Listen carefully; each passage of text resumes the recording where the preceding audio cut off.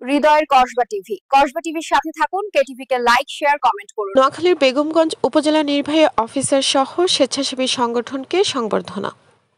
সাইফুল ইসলাম, নোয়াখালী থেকে সংবাদদাতা, Kasba TV news desk. শুনছিলেন সংবাদ শিরোনাম, এখন বিস্তারিত। কসবা টিভি। নোয়াখালীর বেগমগঞ্জ উপজেলায় জলাবদ্ধতা সহ বিভিন্ন উন্নয়নমূলক কর্মকাণ্ডে জনবান্ধব কল্যাণমুখী কাজ করায় উপজেলা নির্বাহী অফিসার আরিফুর রহমান সহ বিভিন্ন স্বেচ্ছাসেবী সংগঠনকে সংবর্ধনা প্রদান করা হয়েছে।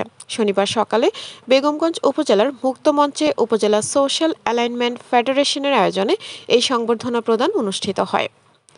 অনুষ্ঠানে সোশ্যাল অ্যালাইনমেন্ট ফেডারেশনের সাধারণ সম্পাদক মশিউর রহমান ফাহাদের সঞ্চালনায় সভাপতি SM শাহাবুদ্দিনের সভাপতিত্বে প্রধান অতিথি হিসেবে উপস্থিত ছিলেন সমাজ কল্যাণ মন্ত্রণালয়ের সচিব ডক্টর মোহাম্মদ আবু ইউসুফ।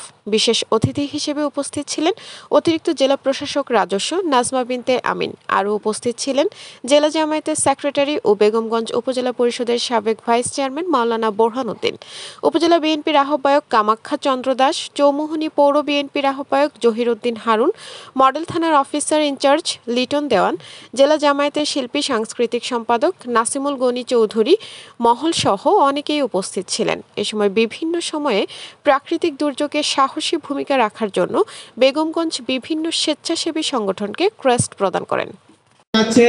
আমরা ওনার উত্তরোত্তর কামনা করব এবং আমরা আরো চেষ্টা করব ওনাকে নিয়ে আরো দূরে আগানো যায়। বিশেষ করে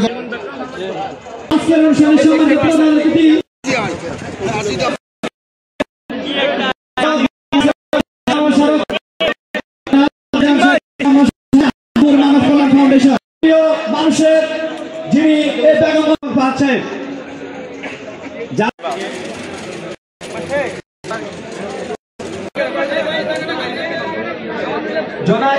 আমার এই কুতুবপুরেই। তো আপনারা হয়তো জানেন না যে আমি কিন্তু প্রায় প্রতি 1 মাস 2 মাস পরই আমি গ্রামে চলে আসি। এবং আগের যে ইউনো ছিল ইয়াসির আরাফাত, হি ওয়াজ অলসো মাই স্টুডেন্ট, তার সাথেও আমি যোগাযোগ রেখেছি।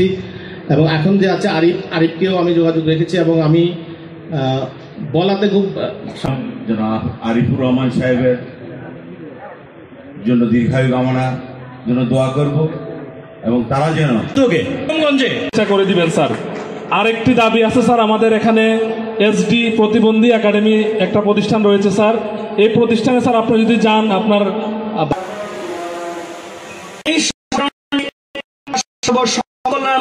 মাধ্যমে এই সংগঠনটিকে নিবন্ধন দিয়ে এই সংগঠনের কার্যক্রম এগিয়ে নেওয়ার জন্য সহযোগিতা করবেন।